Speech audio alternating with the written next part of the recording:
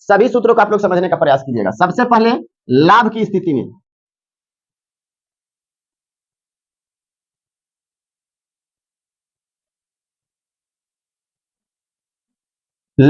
स्थिति में अगर हमको सूत्र लिखना है तो सबसे पहला बात आएगा कि लाभे कैसे होगा। तो लाभ की स्थिति में जब हम लाभ निकालें तो बताइए लाभ कब होता है? जब विक्रय मूल्य ज्यादा होता है तब, या क्रय मूल्य ज्यादा होता है तब? विक्रय मूल्य ज्यादा होता है तब। खरीदते कम में है और बेचते ज्यादा में है तब लाभ होता है कि नहीं? तो क्रय मूल्य आपके पास कितना है? कितनों होके क्रय मूल्य कम है और विक्रय मूल्य ज्यादा है, तो लाभ कैसे पता चलेगा? बढ़का में से छोटका घटेगा लाभ। तो बढ़का में से छोटका कौन घटेगा? विक्रय मूल्य में से क्रय मूल्य। तो यहाँ पे हम लोग को लिखना होगा लाभ बराबर विक्रय मूल्य माइनस क्रय मूल्य। कोई समस्या है किसी को? अगर लाभ निकालना होगा तो लाभ बराबर विक्रय मूल्य माइनस क्रय मूल्य। अब बात ये उठता है कि सर एगो लाभ दे दिया और विक्रय मूल्य दे दिया, तो क्रय मूल्य कैसे निकालेंगे? समझ में आ रहा है? अगर लाभ दे दिया और विक्रय मूल्य दे दिया, कहा कि क्रय मूल्य ज्ञात कीजिए, तो सूत्र तो पता होना चाहिए ना। तो आइए बताते हैं। अब यहाँ अगर हमको क्रय मूल्य निकालना हो, क्रय मूल्य बराबर कब? जब लाभ दिया हो तब, उसके लिए अलग, और हानि दिया हुआ रहेगा तो उसके लिए अलग होता है। ठीक है, तो अभी लाभ दिया हुआ है, तो अगर हम क्रय मूल्य निकालना चाहें, थोड़ा सा दिमाग से सोचिएगा, क्रय मूल्य निकालना चाहें तो क्रय मूल्य को अलग किए, क्रय मूल्य को इधर उठा करके ले आए। अब एने जो लाभ है उठ करके करने जाएगा उस तरफ, तो बराबर के उस तरफ जाएगा, तो विक्रय मूल्य तो इधर ही रहेगा। तो लिखेंगे विक्रय मूल्य माइनस लाभ, यानी जितना में बेचे हम ओकरा में से लाभ को घटा देंगे, तो जो बचेगा वो जितना खरीद ले थे उतना में मिल जाएगा, मतलब क्रय मूल्य मिल जाएगा। नहीं मिलेगा? सोचिए, अगर हम ज्यादा में बेच रहे हैं तो जो हम बेचे, तो बेचने में जितना पैसा खर्चा हुआ ओकरा में से जो लाभ था उसको निकाल देंगे, तो जितना में खरीदे थे वो नहीं मिल जाएगा।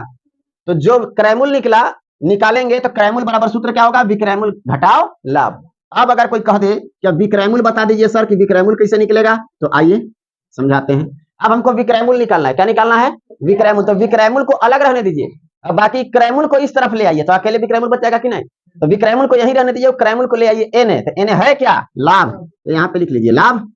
अब उठा के इसको ले आइए एन है, तो प्लस में क्या हो जाएगा? क्रय मूल्य। अरे उधर माइनस में ना है, तो इधर आएगा तो क्या में होगा? प्लस में। तो विक्रय मूल्य बराबर निकालना होगा, तो क्रय मूल्य प्लस क्या हो जाएगा? सॉरी, लाभ प्लस क्रय मूल्य, या क्रय मूल्य प्लस लाभ। कोई दिक्कत नहीं है, इसको इधर लिखिए या इसको इधर लिखिए, कोई अंतर नहीं पड़ता है। समझ में आया? अब बात ये उठता है कि अगर विक्रय मूल्य निकालना होगा तो क्रय मूल्य प्लस लाभ क्यों करें? तो अपने से सोचिए, हमको वहां प्रॉफिट हो रहा है, लाभ हो रहा है, एकदम कॉन्सेप्ट को पकड़िएगा। लाभ हो रहा है, क्या हो रहा है? लाभ हो रहा है, मतलब बेसी पैसा कमाई ली। ठीक है, अगर लाभ हो रहा है तो जितना में खरीदे हैं ओकरा में जितना लाभ हो रहा था वो वाला जोड़ देंगे, तो कितना में बेचा थे नहीं पता चल जाएगा। समझिए ठीक से, हम बोल रहे हैं कि जितना में खरीदे ओकरा में अगर लाभ जितना हुआ है, जितना ज्यादा पैसा कमाए हैं वो वाला जोड़ देंगे, तो कितना में बेचा था वो नहीं पता चल जाएगा। यानी जो बेचने वाला पैसा है, विक्रय मूल्य जो है, वो क्रय मूल्य में लाभ को जोड़ने से मिल जाएगा। तो क्रय मूल्य आपके पास जितना था उतना रहबे करेगा और लाभ दिया हुआ रहेगा ही, दोनों को आपस में जोड़ दीजिए तो क्या मिल जाएगा? विक्रय मूल्य। क्लियर है यहाँ तक? अब बात ये उठता है कि लाभे की स्थिति में लाभ प्रतिशत कैसे निकालें। तो लाभ प्रतिशत का सूत्र अभी तुरंत बात किए थे आपके सामने। लाभ प्रतिशत बराबर अगर निकालना हो तो अभी तुरंत बताए थे कि जिसका प्रतिशत निकालना होता है वो ऊपर होता है। लिखेंगे लाभ, लाभ प्रतिशत निकालना तो लाभ है ना ऊपर, बट्टा में क्या? क्रय मूल्य, क्योंकि क्रय मूल्य से ही लाभ होता है, क्रय मूल्य से ही हानि होता है। जब हम खरीदेंगे तबे लाभ, खरीदेंगे तबे हानि होगा, खरीदे नहीं किए तो लाभ हानि कहां से होगा? दिक्कत हो जाएगा कि नहीं? फिर तो चलिए, लाभ प्रतिशत बराबर लाभ बट्टा में क्रय मूल्य और गुना में क्या? 100, और यही प्रतिशत लग जाएगा। क्लियर है? कोई समस्या? लाभ निकल गया, लाभ के बाद क्रय मूल्य निकाल लिए, विक्रय मूल्य निकाल लिए, लाभ प्रतिशत निकाल लिए। लाभ की स्थिति में जितना भी सूत्र निकलना था निकल गया। अब हम लोग लिखेंगे हानि की स्थिति में। हानि की स्थिति में जैसे लाभ की स्थिति में हम लोग निकाले, उसी तरह से हानि की स्थिति में भी हमको निकालना है। तो हानि की स्थिति में सबसे पहले क्या निकालेंगे? हानि। या लाभ की स्थिति में था तो लाभ निकाले थे, अब हानि की स्थिति में आए तो क्या निकालेंगे? सबसे पहले हानि। हानि बराबर क्या होगा? तो बताइए, ज्यादा में खरीद के और कम में बेच रहे हैं, ज्यादा में खरीदे और कम में बेच रहे हैं, तो घाटा कौन में से है? बड़का में से छोटका ना।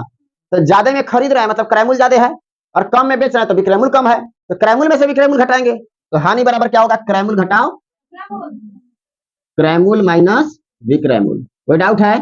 अब आगे बढ़िए।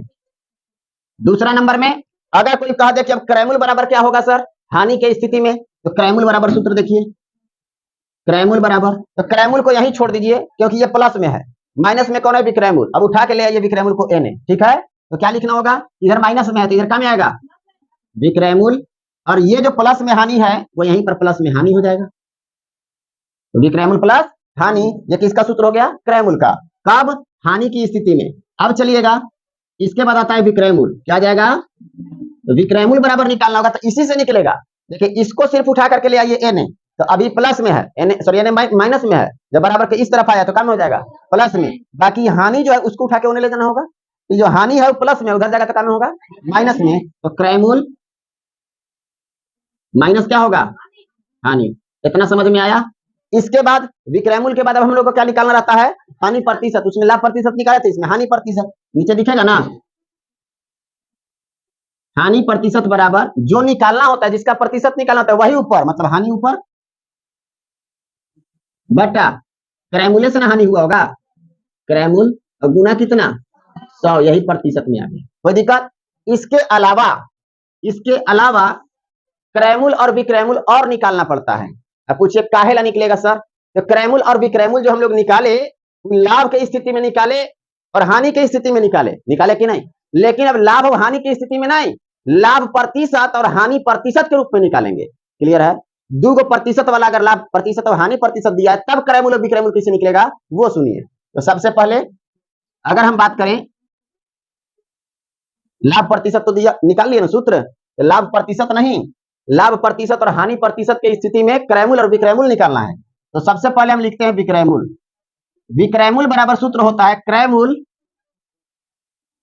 इंटू 1 प्लस लाभ प्रतिशत बटा में 100, दिखाई दे रहा है ना।